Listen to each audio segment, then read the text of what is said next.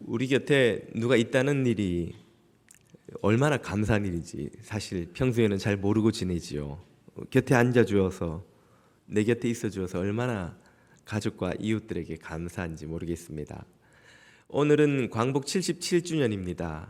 우리에게 자유와 해방, 참 평화와 안녕을 주신 우리 주님을 찬양합니다. 주님의 은혜로 우리가 이런 복을 누리고 있는 것이 아닐 수 없습니다.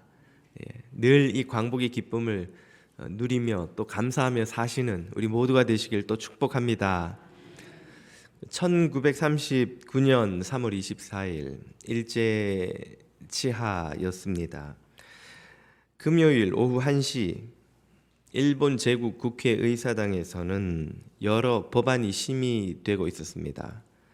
신종교 법안이 심의되던 찰나 2층 방청석에서 외마디 외침이 터져 나왔습니다. 65세의 박관준 장로와 그의 아들 25세의 박영창 전도사, 32세 안희숙 선생 세 사람은 여호와의 명령이다 하고 소리치며 신사참배, 반대, 항의 서한을 의장석을 향해 던졌습니다.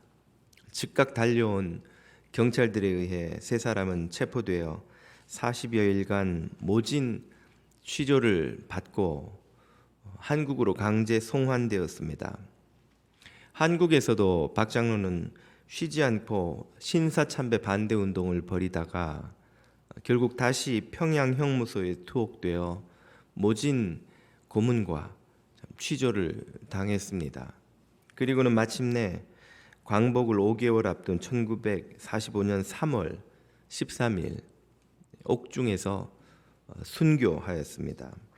그는 신사참배를 반대하다가 투옥된 5천여 명의 성도들, 또 주기철 목사님과 더불어 순교한 50명의 순교자 중 한 사람이었습니다.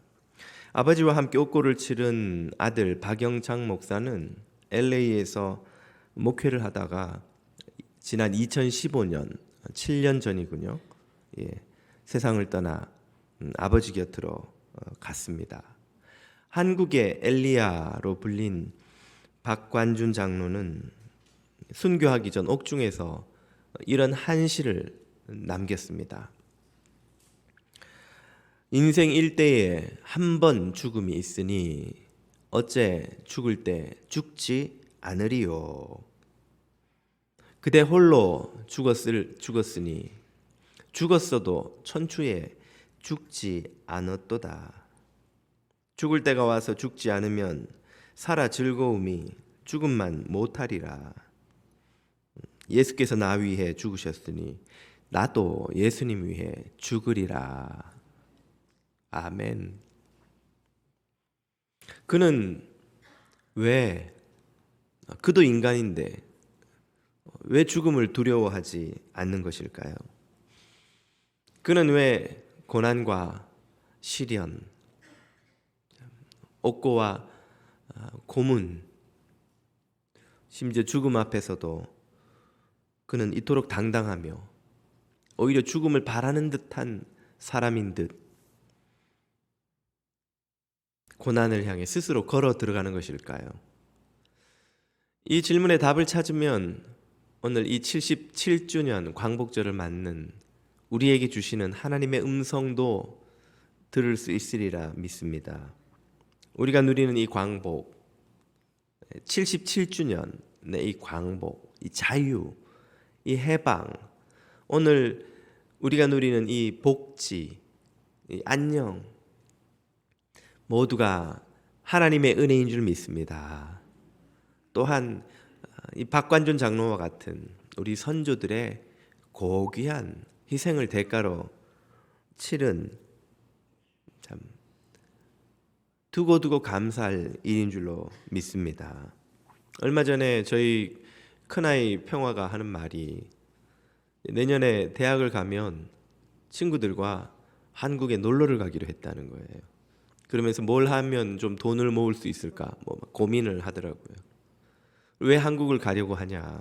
친구들이 다 한국 가고 싶어 한다는 거예요. 한국이 뭐가 좋은데? 한국이 짱이라는 거예요. 한국을 가야 재미있고, 한국은 다 재미있고, 한국엔 신나는 일이 너무 많고.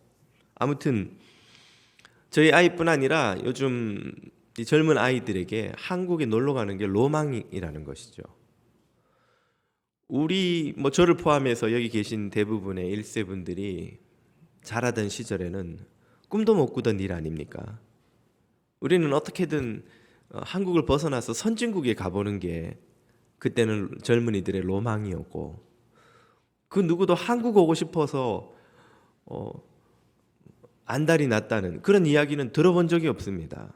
그건 우리 한인들의 자녀뿐 아니라 지금 전 세계 젊은이들에게 한국은 가장 핫한 나라라는 거예요. 왜 그렇게 되었습니까? 예, 한국의 유례없는 성공과 발전 때문이죠. 여러분도 익히 들어 잘 아시는 것처럼 한국은 전 세계 유례가 없는 기적 같은 경제 성장을 이룩하였습니다. 전 세계 191개국 중 국내 총생산 GDP 총액 순위에서 10위입니다. 세계에서 10번째로 국가 단위로 보면 부유한 나라예요. 조그마한 한반도에서도 지금은 반토막 난 그 땅에 사는 사람들의 나라가 말이죠. 1인당 국민소득을 보아도 5천만 명이 넘는 국가들만을 놓고 비교해 보면 전 세계 6위입니다. 개인적으로도 세계에서 6번째로 잘 사는 나라라는 말이죠. 경제적 발전뿐만이 물론 아닙니다. 문화적 성장과 도약, 군사적 발전, 또 의료, 각 분야를 비롯해 거의 대부분의 국가 주요 분야가 선진국과 겨루어 부족하지 않고 오히려 어떤 분야는 선진국들보다 훨씬 발전한 분야도 많지요. 이런 조국의 성공과 성장은 이민자들에게도 큰 자부심입니다. 심리적 자부심뿐 아니라 타국에서 살아가는 그 삶의 질이나 또 그들을 대하는 그 대우조차도 크게 달라집니다. 과거에 한국에서는 사람을 평가할 때 뼈대 있는 집안 가문 출신이냐, 한국뿐 아니라 어느 나라나 그랬습니다만은 그런 걸 중요하게 고려하였던 것처럼 이민자로 살아가는 이들은 어느 나라 출신이냐에 따라서 크게 대접이 달라집니다. 똑같은 사람도 선진국 출신이라고 하면 뭔가 좀 괜찮은 사람처럼 보이고, 가난하고 미개발된 후진국 사람이라고 하면 왠지 좀 불쌍해 보이고, 그런 편견도 사실은 인간이니까 가지는 것이 사실 아닙니까? 우리가 떠나온 나라가 어떤 수준의 나라냐가 이민자의 삶도 크게 영향을 사실은 좌우합니다. 우리가 누리는 이런 복된 삶, 정말 하나님의 은혜요, 선조들의 희생의 대가 지불 덕이 아닐 수 없습니다. 우리가 기억해야 하는 것은 우리가 누리는 이 모든 복지, 이 풍요, 이 안전이 거저 누리는 것이 결코 아니라는 점이죠. 큰 대가를 지불하고서야 누릴 수 있는 복입니다. 우리가 늘 착각하는 것이 있는데요. 평화, 안전, 또 풍요, 복지를 늘 누리다가 보니까 이것이 원래의 삶이요, 이것이 정상적인 삶인 줄로 착각합니다. 그리고 결핍이나 고난, 시련, 문제가 발생하면 그것은 아주 일어나서는 안 되는 혹은 일어나지 않을 예외적인 상황이라고 생각하고 당황하고 놀라고 또 화를 내고 원망을 하죠. 하나님, 왜 내게 도대체 이런 일이 생기는 겁니까? 내 삶은 편안해야 되고 안전해야 되고 건강해야 되고 복지가 항상 유지돼야 하는데 왜 결핍이 생기고 왜 시련이 생기고 왜 문제가 생기고 왜 건강에 어려움이 생기나요? 그 결핍과 문제가 비정상이요, 이 안전과 풍요가 정상인 줄로 생각한단 말이죠. 그러나 이것이야말로 우리가 가장 흔히 하는 착각이 아닐 수 없습니다. 그 반대가 사실은 정상이라는 말이죠. 현자들은 일찌감치 이 사실을 간파해 왔습니다. 기원전 6세기에 시작된 불교 철학은 그 대전제를 이렇게 선언하고 시작하죠. 인생은 고해다. 인생이라는 게 고통의 바다라는 거예요. 고통의 바다. 고대의 현자들만 그렇게 생각한 것이 아닙니다. 오늘날 세계 최강 제국인 미국에서 가장 미국인들로부터 존경받고 사랑받는 받은 의사라는 정신과 의사 스카펙, 뉴욕타임즈 최장기 베스트셀러를 아직도 깨지지 않는 기록을 가진 그의 책 아직도 가야 할 길, 책의 첫 문장이 이렇습니다. Life is difficult. 삶은 참 어렵다. 얼마나 삶이 어려운지 이 미국에 사는 그 부유한 남부러울 곳 없어 보이는 부자들이 나를 찾아와서는 잠을 못 잔다. 우울증에, 불면증에, 자살 충동에, 부부관계에, 비즈니스에, 자녀 문제, 온갖 삶의 문제로 그 엄청난 돈을 나한테 지불하면서 상담을 해달라고 찾아온다는 거예요. 그 사람들을 보니까 삶은 정말 정말 어렵다. 이렇게 풍요로운 나라, 이렇게 안전한 나라에서도 삶이 그렇게 어렵다면 이보다 못한 제3세계에 사는 사람들은 도대체 어떻게 했냐는 거죠. 삶은 참 어렵다. 예나 지금이나 가난한 나라나 부유한 나라나 삶은 쉬운 것이 아니다. 이들이 가르쳐주는 교훈은 삶이 어렵고 힘들고 문제가 많고 괴로운 것이 사실은 정상이요, 일반적인 상황이라는 말입니다. 우리가 누리는 이 안정과 풍요와 복지와 편안한 삶은 전체 인류 역사에서 보거나 혹은 전 인류의 차원에서 보아도 아주 예외적인 짧은 기간에 아주 예외적인 소수의 국가와 지역에서만 누릴 수 있는 엄청난 수준의 복지인 거예요. 우리는 정상적인 삶을 사는 게 아닌 겁니다. 지금은 아주 예외적으로 대부분의 인류가 누려보지 못한 엄청난 복을 지금 누리며 사는 거예요.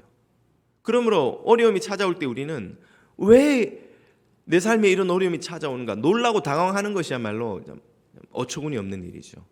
오히려 그보다는 왜 인류 대부분이 누려보지 못한, 지금도 인류의 대부분이 누리지 못하는 이런 안전과 평화, 복지와 풍요를 나는 누리고 있는가? 우리는 누리고 있는가? 이렇게 묻는 것이 오히려 더 마땅하다는 말입니다. 고난은 삶의 아주 예외적인 상황이 아닙니다. 고난은 우리 삶의 일반적인 상황이죠. 잠언은 말씀하십니다. 지혜로운 자의 마음은 초상집에 가 있고 어리석은 자의 마음은 잔치집에 가 있느니라. 삶이 잔치라고 생각하는 사람의 마음은 어리석다는 거예요. 삶은 마지막 때를 준비하는, 늘 준비하는 삶이라고 생각하는 이의 마음이라야 지혜롭다는 것이죠. 우리 그리스도인의 삶은 더욱더 그러한 진리를 잘 보여줍니다. 우리 신앙은 여러 가지로 정의할 수 있겠습니다만 이 문맥에서 한번 새롭게 정의를 해보라면 하나님을 거역하는 것이 일반적인 세상에서 하나님을 섬기려 작정한 이들의 삶의 방식입니다. 하나님을 거역하는 게 일반적이에요. 대부분의 사람은 그렇게 살아요. 아주 소수의 사람들만이 하나님을 섬기기로 결정하고 그들 일반적인 이들과 거슬러 반대 방향으로 걸어가려 합니다. 그러면 무슨 일이 벌어지나요? 여러분, 사람들이 북적이는 거리에서 한쪽으로 막 사람들이 몰려가는데 혼자 반대로 걸어가려고 해보세요. 계속 사람들과 부딪히죠. 밀려서 떠밀려 뒤로 가다가 또 부딪히고, 그 흐름을 따라가는 사람들은 편안히 가지만 그 흐름을 거스르는 사람들은 많은 고생을 각오해야 합니다. 이것이 우리 그리스도인의 삶의 방식이라는 말이죠. 바울은 로마 교회에 이렇게 쓰고 있습니다. 너희는 이 세대를 본받지 말고 사람들이 다 가는 길로 가지 말아라 이 말이에요. 사람들이 다 편안해하는 그 길로 우리 그리스도인들은 가지 않는다는 말이죠. 그리스도인들의 삶은 그러므로 비유하자면 마치 연어의 그것과 같습니다. 연어는 강의 물줄기를 따라서 내려가지 않아요. 강을 거슬러 상류로 올라갑니다. 물줄기를 타고 내려가는 건 아주 쉬워요. 가만히 있으면 그냥 하류로 쭉 떠내려갑니다. 얼마나 편안합니까? 그러나 상류로 거슬러 올라가는 일은 엄청난 에너지, 희생, 수고를 필요로 합니다. 연어는 상류로 거슬러 올라가기 위해서 얼마나 막 몸부림을 치는지 여러분 연어가 폭포를 뛰어오르는 거 보셨어요?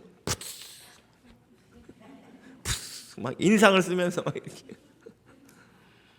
아니 조금만 그냥 강을 거슬러 올라가는 것도 힘든데 폭포를 막 뛰어 올라가요. 연어가 다큐멘터리 여러분 한번 내셔널 지오그래픽에서 연어 검색해서 한번 보세요. 막 폭포를 뛰어 오르려고 막 그러니까 연어가 상류에 가서 알을 낳고 나면 몸이 홀쭉해져서 에너지가 완전히 그 빼빼 마른 뭐 사람처럼 완전히 그냥 그렇게 된다고 하지 않습니까?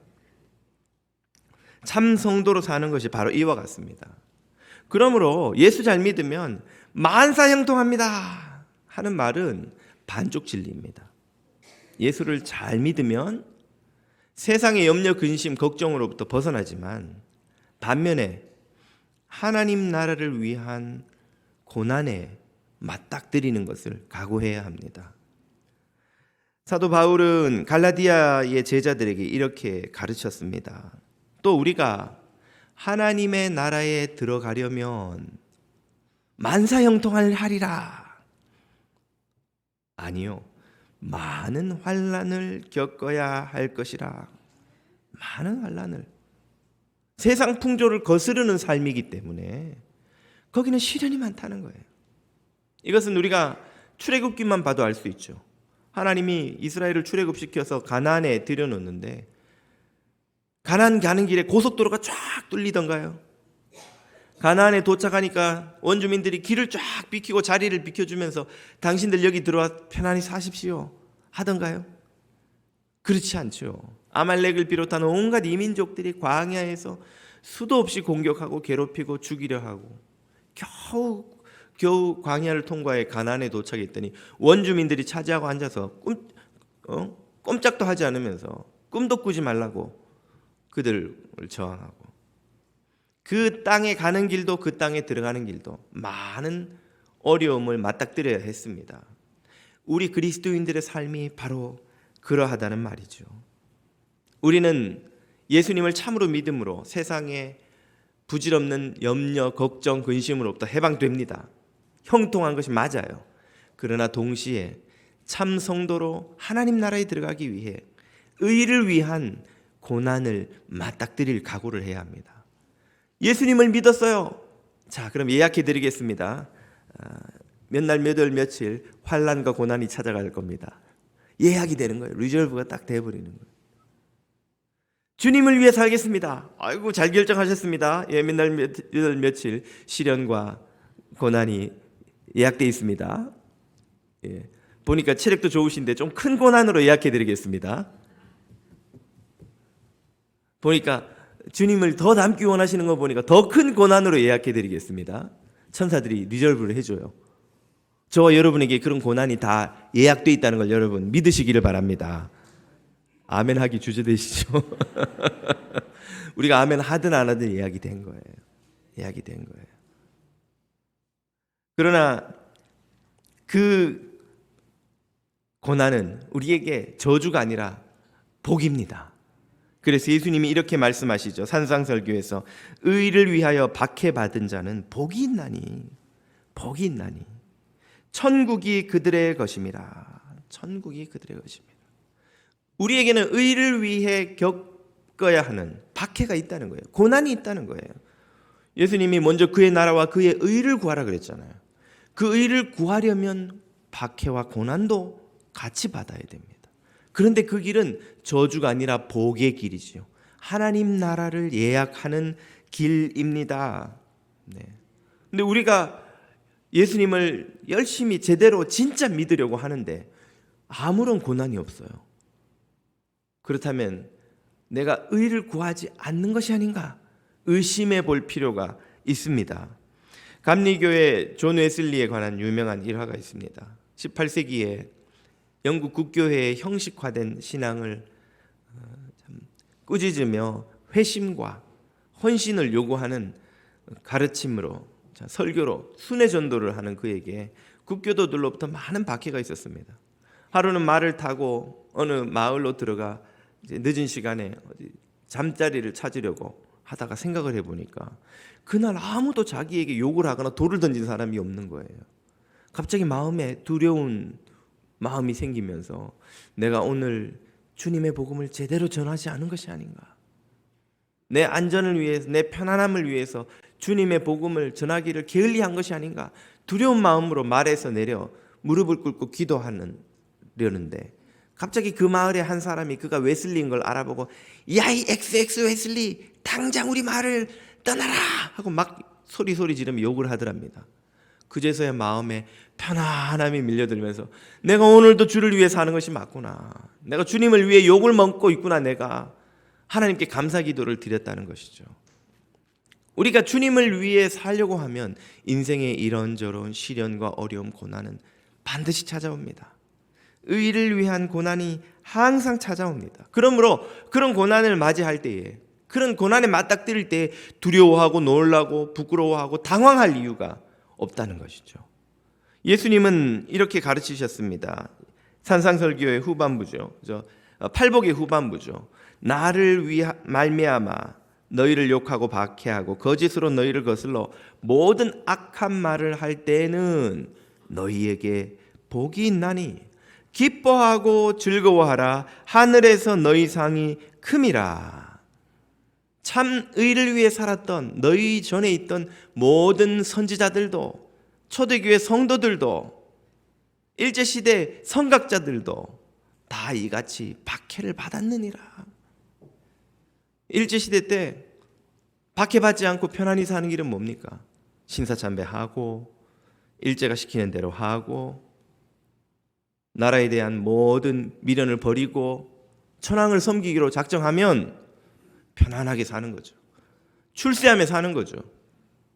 일본인들의 필요를 채워주며 자신도 안전하게 사는 거죠.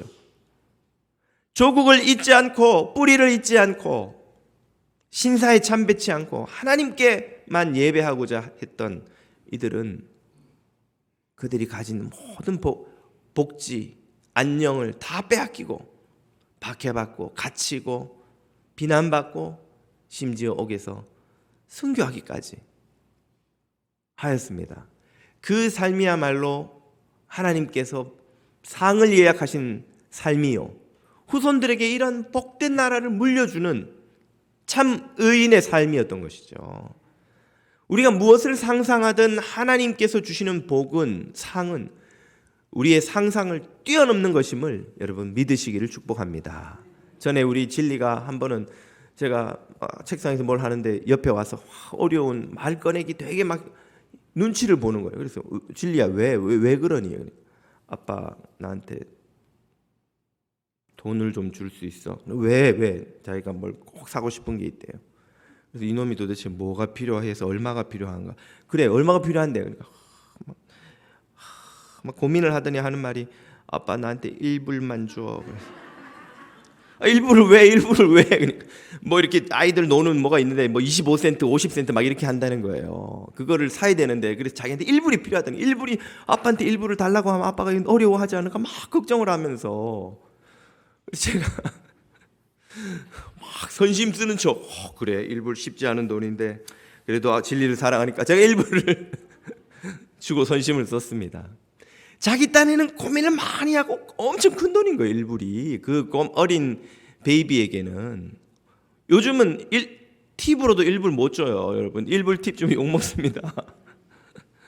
우리가 아무리 상상해서 내가 연봉 이 정도만 받았으면 좋겠는데, 아무리 우리가 많은 연봉을 상상해도 세계 최고의 부자인 제프 베이조스 같은 사람에겐 껌값이죠. 우리가 이 땅에서 아무리 큰 상, 복된 삶, 영생의 삶이 얼마나 복될까 아무리 상상을 해도 천지를 창조하시고 헤아릴 수 없는 복과 아름다움과 조화를 이 세상에 두신 하나님이 보실 때는 부스러기 같은 상보다 작은 것인 줄 여러분 믿으시기를 축복합니다. 하나님이 예비하신 상, 그 상을 바라보면 고난을 만날 때도 기쁨으로 감당할 수 있다는 거예요. 한번 생각을 해보세요. 창세기를 보니까 야곱이 외삼촌 라반에게 라헬을 얻기로 약속하고 7년 종살이를 하는데 그 7년을 뭐처럼 여겼다고요? 며칠처럼 여겼더라. 종살이가 하루도 하기 싫은 게 종살이 아니겠어요? 7년을 종살이를 하는데 그게 며칠처럼 확 지나가 버리는 거예요. 왜? 저 예쁜 라헬과 결혼한다 생각하니까, 저 사랑하는 라헬을 얻는다 생각하니까 막 미치겠는 거예요. 너무 좋아서. 이 세상에 그 예쁜 여자 하나 안에 얻는 것도 그렇게 우리를 고난을 이길 힘을 준다면, 그렇게 죽고 못 산 라헬하고 나중에 부부싸움 하면서 막 박 터지는 거 보세요. 너 없으면 못 살아 그랬다가 너 때문에 못 살아. 어쨌든 못 살잖아요. 라헬하고 얼마나 나중에 야곱이 많이 다투고 합니까? 그렇게 부질없는 세상의 바람 하나도 우리를 막 흥분시켜서 7년을 며칠처럼 여기게 만들었다면, 하물며 하늘에 계신 하나님의 그 큰 상이 우리가 이 땅에서 겪는 고난을 얼마든지 이기게 하고도 남는, 얼마든지 기쁘게 감당하게 하고도 남는 넉넉한 은혜와 위로가 있는 줄 여러분 믿으시기를 축복합니다. 그러므로 사도 바울은 이런 고난을 만날 때 이상하게 여기거나 억울하게 여기지 말라고 하죠. 골로새 교인들에게 이렇게 씁니다. 나는 이제 너희 골로새 교회, 너희 교인들을 위하여 받는 괴로움을 기뻐하고, 그 사람들 때문에 내가 고난을 겪어요. 왜 내가 저 사람들 때문에 고난을 겪어야 돼? 원망하고 억울해할 법도 한데 오히려 기뻐하고, 심지어 더 나아가서 아직도 내가 당해야 될 고난이 많이 남았는데 그 고난을 기꺼이 그의 몸된 교회를 위해서 내 몸으로 다 감당하려고 해. 이런 뜻이요. 내 육체에 채우노라. 예. 앞으로도 주의 몸된 교회를 위해 고난받는 거 I'm okay. 나는 내 육체에 받아야 될 고난이 있으면 얼마든지 받게 해 주시오. 바울이 이렇게 고백한 데는 개인사도 큰 몫을 했죠. 우리가 잘 알듯이 바울은 그 자신이 교회를 박해했던 부끄러운 기억이 있는 사람입니다. 자신이 잡아다 가둔 교인들, 자신이 취조하고 어쩌면 고문을 했을지도 모를 그런 자신의 부끄러운 죄악을 하나님 앞에 회개하면서 그 죄악을 용서해 주신 주님의 은혜를 생각할 때에 주의 몸된 교회를 위해 내가 무슨 고난을 당한들 내가 원망할 것이 무엇이 있으며 오히려 주를 위해 이제 그것을 갚을 수 있는 기회를 주님이 주시니 얼마나 감사한지, 얼마나 기쁜지, 남아있는 고난도 얼마든지 주시오. 내가 기꺼이 감당하겠습니다. 이것이 마땅한 주님의 은혜를 입은 자녀들의 태도입니다. 그래서 고난을 부끄러워하지 말라고 베드로 사도도 이렇게 말씀하시죠. 만일 그리스도인으로 고난을 받으면 부끄러워하지 말고, 우리는 신앙생활 하다가 몸이 아프면, 비즈니스가 어려우면, 가정에 문제가 생기면, 내가 믿음이 부족해서 이런 일이 생겼나, 사람들이 나를 어떻게 볼까 부끄러워해요. 부끄러워하지 말라는 말이죠. 도리어 예수님의 이름을 인하여서 하나님께 영광을 돌리라. 이 고난을 통해서 나를 정금과 같이 바꾸실 주님을 높이고 자랑하고 영광을 돌리라 하는 말이죠. 오늘 본문 말씀도 우리에게 가르치시는 바가 바로 이것입니다. 고난을 부끄러워하지 말고 오히려 그 고난을 통해서 하나님께 영광을 돌리라. 오늘 본문 7절입니다. 하나님이 우리에게 주신 것은 두려워하는 마음이 아니요. 고난을 어떻게 감당하지? 이 고난 때문에 내가 망하지 않을까, 쓰러지지 않을까, 죽지 않을까? 두려워하지 말고 고난을 이기는 능력과 원수도 긍휼히 여기는 사랑과 인내하게 해주는 절제하는 마음이니 이런 마음을 가져라. 하나님의 능력을 의지하고 사랑을 품고 절제하는 마음을 갖고 너는 내가 우리 주를 증언함과 또 우리 주를 위하여 갇힌 자 된 나를 부끄러워하지 말고, 사도 바울이 갇힌 것을 보고는 그 제자인 디모데가 아이고 우리 스승님 감옥에 갇혔네, 부끄러워서 어떡하지, 아는 척하지 말아야 되겠다, 스승님한테 연락하면 안 되겠다, 부끄러워하지 말고 오직 하나님의 능력을 따라 복음과 함께 기꺼이 고난을 받으라. 오히려 고난 가운데서 주님을 바라보고 의지하라. 복음과 함께 고난을 받으라. 이제 우리는 왜 박관준 장로가 옥에 갇히기도 부끄러워하지 않고 죽음도 두려워하지 않고 오히려 주를 위해 기꺼이 죽기를 바랐는지 이해할 수 있습니다. 우리 선조들 중에는 나라를 팔아먹은 부끄러운 이들도 있었지만 이처럼 조국을 위하여, 후손들을 위하여, 의를 위하여 고난받기를 부끄러워하지 아니한 선조들이 있었기에 오늘 후손인 우리가 얼마나 크고 놀라운 이 자유와 복지, 안녕과 평화를 당당하게 감사하게 누릴 수 있는 것이 아닙니까? 우리도 우리 후손들에게 참 복음과 하나님 나라를 물려주려면 오늘 우리가 감당해야 할 고난과 시련을 피하지 말아야 할 줄로 믿습니다. 부끄러워하거나 당황하거나 놀라거나 원망하지 말고 오히려 하나님의 능력으로 예수 그리스도의 이름으로 기꺼이 그 고난을 감당하며 의를 위해 고난받기를 즐거워해야 합니다. 우리가 의를 위해서 고난도 받고 시련도 겪는다고는 하지만 사실 일제시대 때 우리 선조들이 겪었던 고난에 비한다면, 초대교회 우리 믿음의 선조들이 겪었던 박해에 비한다면 우리가 무슨 박해라고 할 만한 것을, 무슨 시련이라고 할 만한 것을 우리가 겪습니까?